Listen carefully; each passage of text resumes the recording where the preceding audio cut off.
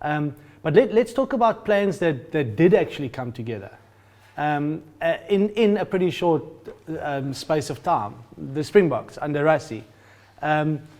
When you look back now, Flo, on that journey of, for how many months, 18 months, I look back and I'm fascinated by how everything just came together and worked out eventually.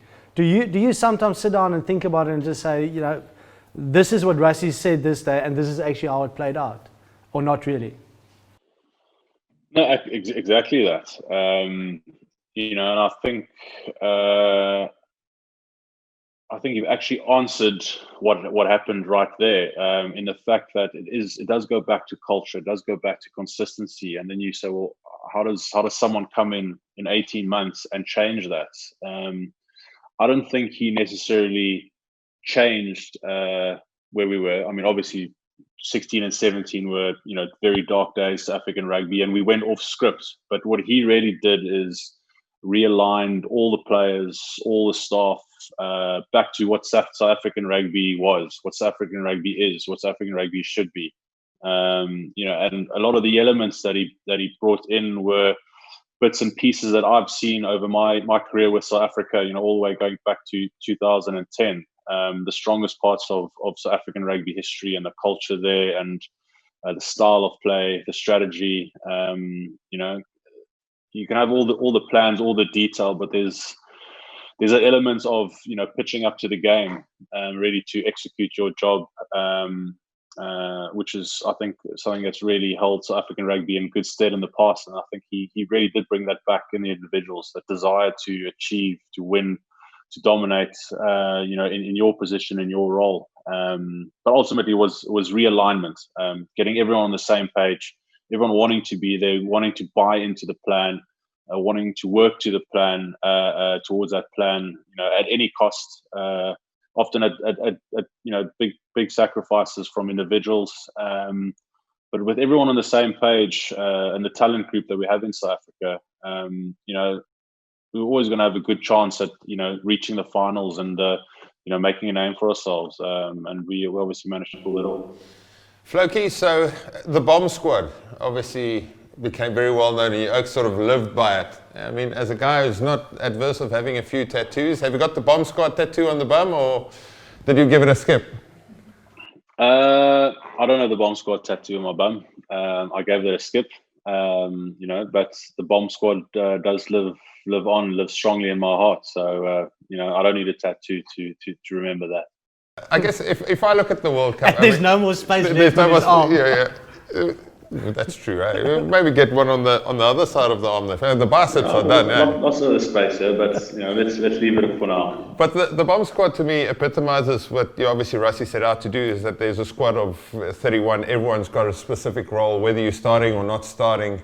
We watched the Springboks play, and it seemed like there was a minimum requirement to be a Bok. It wasn't just good enough to do the standard thing. You had to go over and above.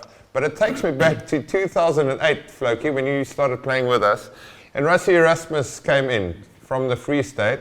And obviously, loose forwards was me, Dwayne Vermeulen, and Francois Lowe. And the first time Francois Lowe tried to pass or did a passing drill, he knocked it to the ground, Floki, and then Rassie just said, "Flo, never in your life do you pass again." I've never seen a bloke so upset. He wasn't allowed to pass, not even when there was an overlap. Just struck it up, Floki.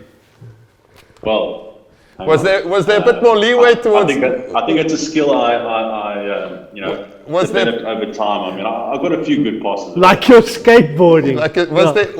Was there a bit more leeway from Rassie when you entered the Bombsquad? Were you allowed to? Do you have a few little offloads and chicken wings, or was it just pretty much tuck and go, Floki?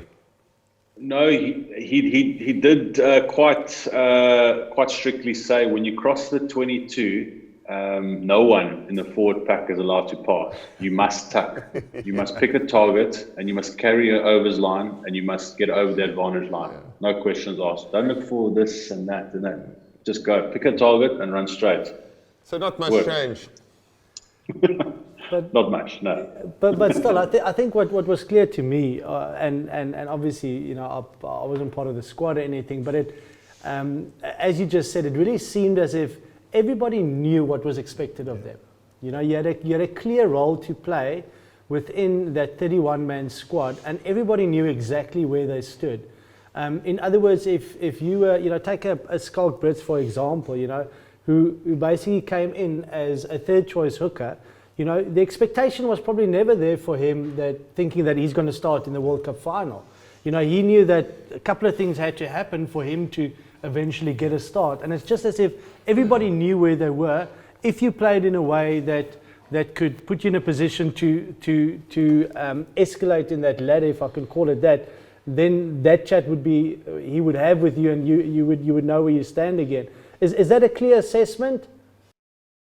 Yeah, I think. Well, I know the outlook throughout Rassie's tenure as coach was, you know, complete transparency.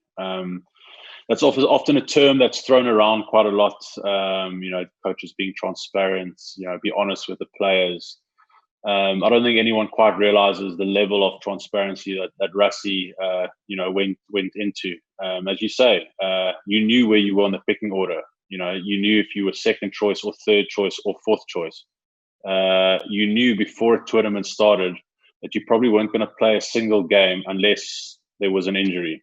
But you're going to be training every week, and you need to bring your side. And if you don't want to be there, that's okay. Just, you know, let us know, and we'll find someone else. So he very much had an idea of the type of player he wanted within his squad. And obviously, talent was, you know, the initial thing that got you in there. But the next was the character, the person. You know, you had to fit that mold. And if you didn't, you know, then we take someone else along. You know, and, you know, back to Skalk, you know, he knew exactly where he stood, and he championed that role. You know, he was a big mentor for us, a good guy to have in that squad. You know, and really, he has to be ready as every other player. You know, there's one injury. You know, the next thing he's, you know, playing in a World Cup final, which obviously he doesn't hope for an injury, but you know, you keep that dream alive of you know playing, and you know, that ultimately motivates you to be a part of that process. But we definitely all had the bigger picture in mind, and that was something that Rassie drove massively.